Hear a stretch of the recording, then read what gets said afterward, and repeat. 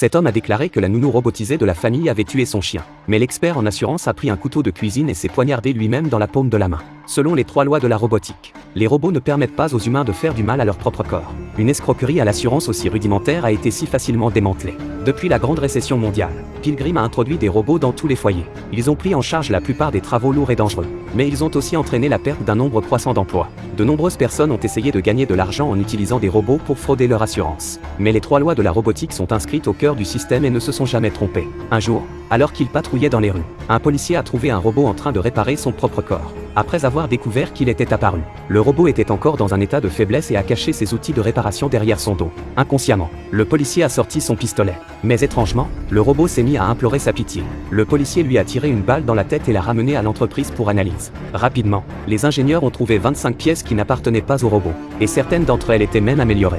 Jacques n'avait jamais été confronté à une telle situation. À l'aide du numéro de série du robot, il remonte jusqu'à un chantier de construction. Alors que Jacques regardait autour de lui, il s'est soudain rendu compte que le numéro 206, qui était censé travailler, le regardait furtivement depuis le coin de la rue. Lorsque Jacques s'est retourné, le numéro 206 a fait demi-tour et est sorti. Il se retourne pour voir s'il le suit. Grâce à la caméra du robot, Jacques a pu voir qu'il avait mauvaise conscience. Il l'a donc suivi à l'extérieur et l'a trouvé dans un conteneur.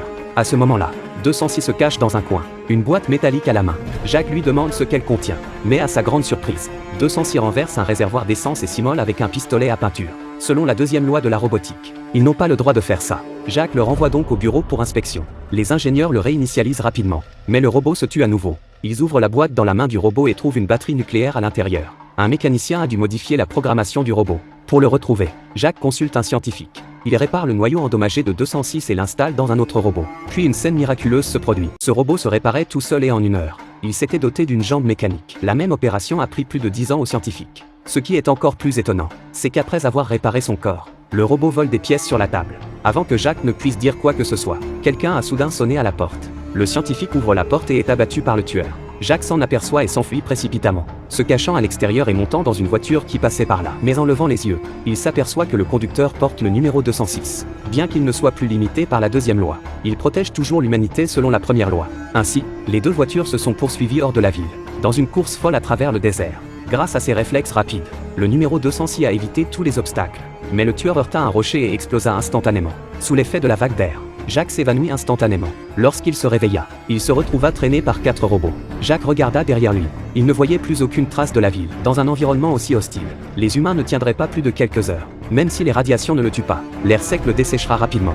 Jacques se débarrasse de quelques robots et commence à marcher vers la ville, pour s'évanouir à nouveau au bout de 10 minutes à cause de la chaleur.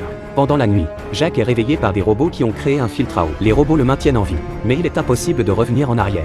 Pour des êtres comme eux, s'ils sont pris, ils sont morts. À l'eau. Le robot continue de le traîner vers la zone de radiation. Jacques a menti en disant qu'il cherchait de la nourriture et a demandé son sac à dos. Mais en réalité il envoyait sa position à la compagnie.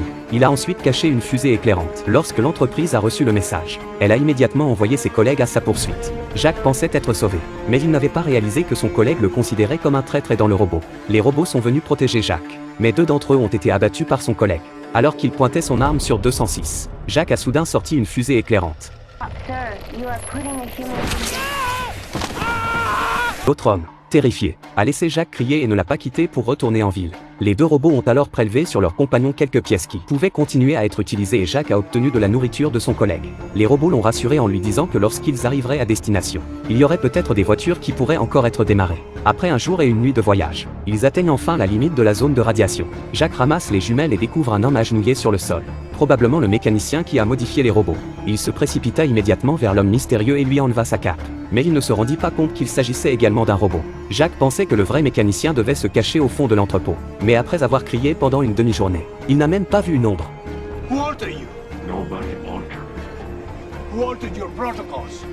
Nobody altered my protocols. What about them? I am innocent. Les robots emmenèrent Jacques à l'intérieur, et sur la table se trouvaient les pièces qu'ils avaient minutieusement rassemblées. Puis ce fut l'heure du miracle. Les 3 robots bougent rapidement leurs mains, assemblant des dizaines de milliers de pièces comme pour créer quelque chose d'entièrement nouveau, en plaçant la batterie nucléaire dans le torse de la chose. Cette dernière, au sol, semble prendre vie. C'est alors que les robots ont aperçu Jacques. Hier, ils ont accepté de coopérer et Jacques était prêt à leur remettre la pile nucléaire. Mais il avait besoin d'une voiture pour retourner en ville.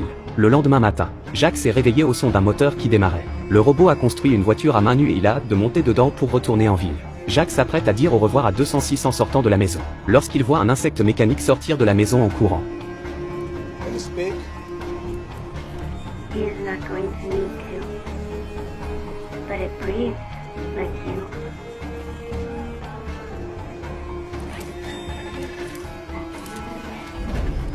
Now I know why the rain changed. Jacques est choqué par le fait qu'ils aient créé une vie à partir de pièces détachées. Peu de temps après le départ de Jacques, quelqu'un de l'entreprise l'a poursuivi jusqu'ici. À ce moment-là, 206 manœuvrait la grue pour envoyer le robot à travers le canyon.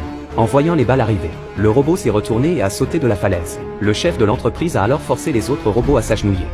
Why is it so difficult for you to accept my orders? If you're just a machine. Just a machine? That's like saying that you're just a name.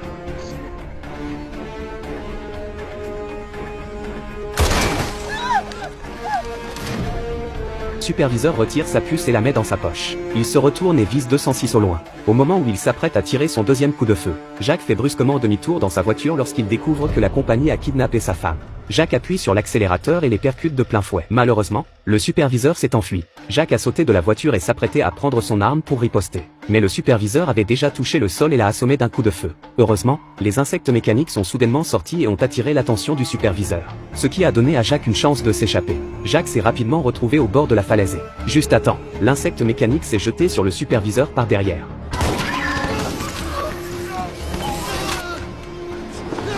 Jacques a rapidement visé avec son arme. À ce moment-là, sa femme arrive avec son enfant dans les bras. Il n'a pas tiré. Jacques les a ensuite déplacés de l'autre côté de la falaise, dans cet endroit radioactif. Ces robots pouvaient prospérer. Peut-être qu'un jour la race humaine disparaîtra et qu'ils deviendront les maîtres de la Terre.